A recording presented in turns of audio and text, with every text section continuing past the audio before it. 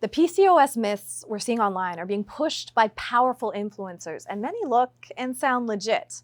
Now, researchers from Western University are tracking how they're so successful at pushing false info. Vanessa Trocchi holds a master's in health information science, and Annabelle Kwan Hase is a professor in the Faculty of Information and Media Studies. Annabelle and Vanessa, great to have you on the program today. Vanessa, let me start with you.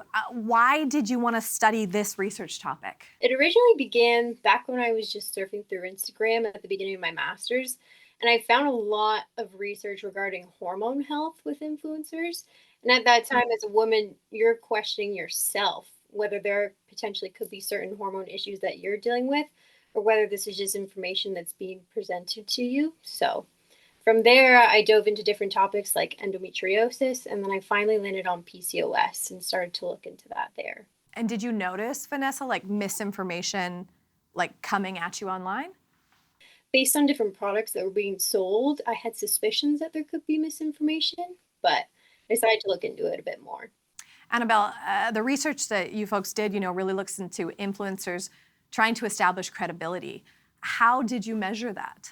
And we found a theory that was really interesting, source credibility, and it just kind of shows how different dimensions are used to establishing that credibility. So we were looking at expertise, trustworthiness, and attractiveness. And we found that the theory worked really well for understanding how today, and many years later, influencers and celebrities still use the same strategies to build that connection. Okay, I want to break those down. So, Annabelle, expertise-wise, how are these influencers positioning themselves as experts?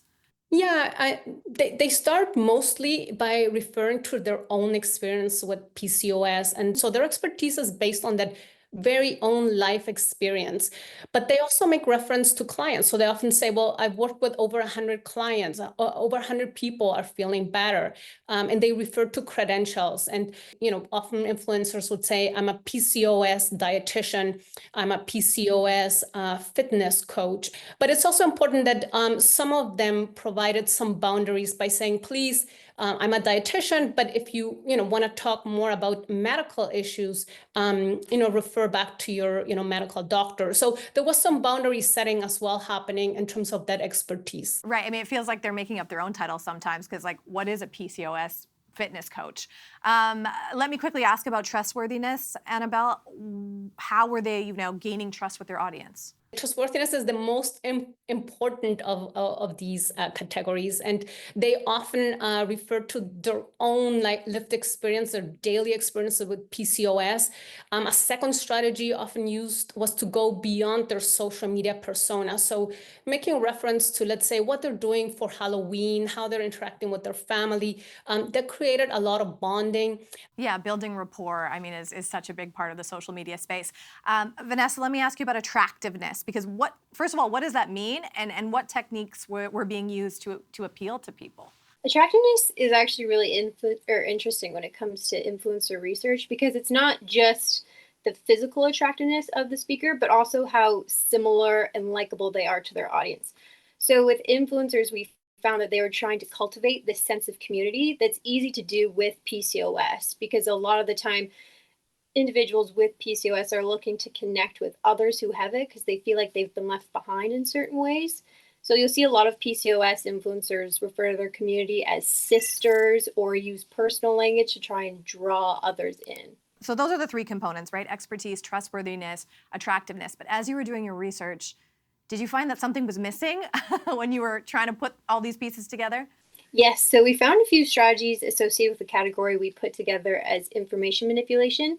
So we primarily looked at things related to healthcare professional references, evidence-based references, and then we also looked towards a lack of research that was stated by influencers and vague references. So for healthcare professional references, we were looking at influencers that pointed towards naturopaths or other healthcare professionals that guided them to use a certain product or complete a certain practice, and that was what they shared with their audience. Okay.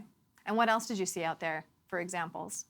There was a correcting misinformation strategy that influencers used, where they actually looked towards other information that was being shared in the community and placed themselves as the expert, saying, I can help you sort through fact through fiction, and this is how I will help you understand what's misinformation and what can be understood as true. Okay, so they're positioning themselves as the person to help others weed through the misinformation, even though some of their information may not actually be verifiable or correct. Yes, exactly. Annabelle, let me come to you because I was intrigued by this term called healthism and how that fits into this conversation. What is that? So healthism has been around for a long time. And it's a simple idea. It's just the idea that we each are responsible for our own health. And so rather than, for example, thinking of it as more being something that institutions would do or that is a part of society, each person has their own agency in terms of becoming healthy, staying healthy, being fit. And some of it, of course, healthyism can be a good thing because it starts with maybe eating healthy, being active in daily life. But at the same time, healthism can be very problematic because it puts really the onus on the person and the responsibility on the person, rather than kind of looking more holistically at something like PCOS. And you see a lot of that online. Do you feel, Annabelle, like that is giving people false hope? It is giving false hope. And I think influencers tend to also use it a little bit in their favor, in particular when they're setting themselves up, as I said earlier, as experts, because they're saying, well, the medical system doesn't really understand what PCOS is. There's this gap in the research. But if you come, if you take action, if you're an agent of your own health and do what the advice that I'm providing, then you can get better quickly. And there's all this evidence, right, from my clients, from the research I've done. And so to me, that is definitely false hope. Last word to you, Vanessa. What would you say to people consuming this content online? I think one thing to really watch out for is how information can be sandwiched into information that we already know is true. So I find this a lot in influencer research, that sometimes true information can be used to hide what's actually misinformation. Another thing that I would recommend is to pay attention to the context that information is being presented to you in. So are they selling something? Have they pointed to the quality of the evidence that they're sharing? Things like this can really impact how you understand and apply information to your own health behaviors.